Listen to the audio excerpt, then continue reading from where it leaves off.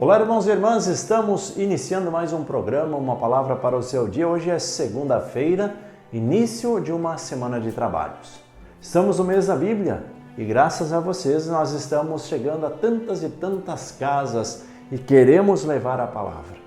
Palavra de Deus que deve ser vivenciada, deve ser entendida, compreendida e assim as nossas relações sejam mais, de fato, humanas, não tanto mecânicas ou até mesmo sociais, quando nós simplesmente temos uma relação com as pessoas, uma relação de negócios, uma relação profissional. Que você possa ser mais sensível de coração, assim como Jesus é com todos nós.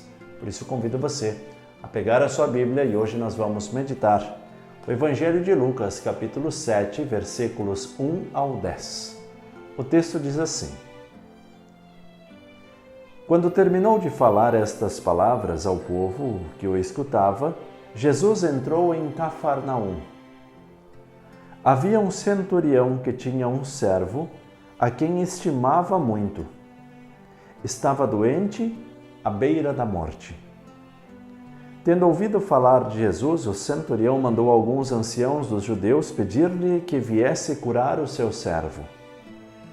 Quando eles chegaram a Jesus, recomendaram com insistência: Ele merece este favor, porque ama o nosso povo.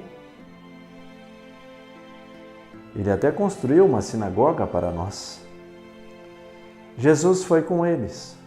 Quando já estava perto da casa, o centurião mandou alguns amigos dizer-lhe: Senhor, não te incomodes, pois não sou digno que entres em minha casa. Por isso, nem fui pessoalmente ao teu encontro, mas dize uma palavra e o meu servo ficará curado. Pois eu mesmo, na posição de subalterno, tenho soldados sob as minhas ordens, e se ordena a um, vai, ele vai, a outro, vem, ele vem. E se eu digo ao meu escravo, faz isso, ele faz. Ao ouvir isso, Jesus ficou admirado, voltou-se para a multidão que o seguia e disse: Eu vos digo que nem mesmo em Israel encontrei uma fé tão grande. Aqueles que tinham sido enviados voltaram para a casa do centurião e encontraram o servo em perfeita saúde. Palavra da salvação. Glória a vós, Senhor. Vamos juntos meditar a palavra deste dia. Meus irmãos e minhas irmãs, o texto de hoje nos fala algo que é importante para as nossas relações. Veja, que relação tinha esse centurião com os seus empregados, com os seus servos, aquelas pessoas que estavam sob as suas ordens? Uma relação de amizade, uma relação de conquista. Por que eu estou dizendo isso? Antes de qualquer coisa em nossa vida, nós precisamos cativar aqueles que estão perto de nós. Se nós conseguirmos cativar, e isso eu digo, a partir da nossa casa, e isso se estende para o nosso trabalho e as nossas relações sociais. Se conseguirmos cativar as pessoas, todas as demais relações se tornam mais leves. Não como um sentimento de obrigação, mas como um sentimento de pertença.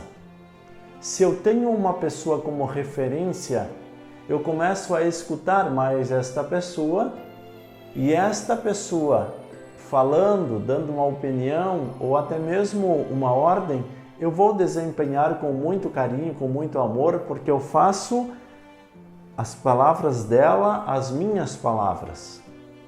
E é isso que acontece. Há uma relação de reciprocidade. Houve um convencimento, houve essa atitude de um cativar o outro. O centurião, ao ver a reação daqueles seus servos, ele também se sentia na obrigação de dizer: eu preciso ajudar essa pessoa. É assim a nossa relação com Jesus. Primeiro, nós precisamos nos deixar cativar por Ele. A partir do momento que nós nos deixamos cativar, nós começamos a vivenciar aquilo que Jesus diz. Não como um peso, não como uma obrigação, mas como algo natural na nossa vida. Não é uma imposição. É Jesus que nos propõe, que nos indica o caminho e nós dizemos: Senhor, eu quero te seguir porque essas palavras são maravilhosas, eu sei que esse é o verdadeiro caminho. Quando nós temos esta sensibilidade de coração, nós começamos a pensar não só em nós. Eu digo não só porque nós pensamos em nós também. Porque o bem do contexto social, contexto em que nós vivemos, também é um bem para mim. Por isso eu também devo me incluir. Não é uma atitude egoísta nesse caso. Se nós cuidamos bem da nossa casa, é para o nosso bem, nós que moramos na nossa casa e aqueles que visitam a nossa casa. E é por isso que eu quero que você pense um pouquinho sobre isso. De que forma eu estou olhando para Jesus Cristo? Como alguém que nos impõe ou como alguém que nos propõe um seguimento? De que forma nós nos colocamos quando nós estamos na nossa relação com as pessoas? Como nós nos posicionamos? A partir do momento que nós nos deixamos cativar e a partir do momento que nós estamos preocupados também em cativar as pessoas, conquistar os corações, as nossas relações passarão a ser mais leves. Repito, inicia-se dentro da nossa casa e se estende para as nossas relações sociais. Se você consegue conquistar e cativar o coração da sua esposa, a relação será diferente. A esposa em relação ao esposo, os pais em relação aos filhos. Porque se os pais não cativarem e conquistarem o coração dos filhos, aí nós começamos a ter uma certa hierarquia, o pai e a mãe que mandam, os filhos que obedecem.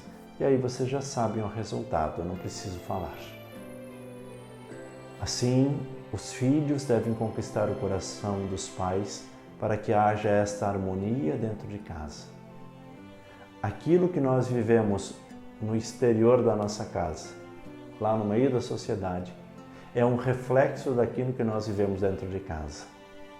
Por isso, pais, amem, cativem, conquistem os seus filhos. Mas não como uma forma automatizada, de todo o coração, assim como Jesus se doa a cada um de nós. Eu quero que você compartilhe o vídeo de hoje com seus grupos de oração, seus grupos de família, para que outros também possam rezar e meditar a palavra. Vamos evangelizar juntos, porque evangelizar é preciso.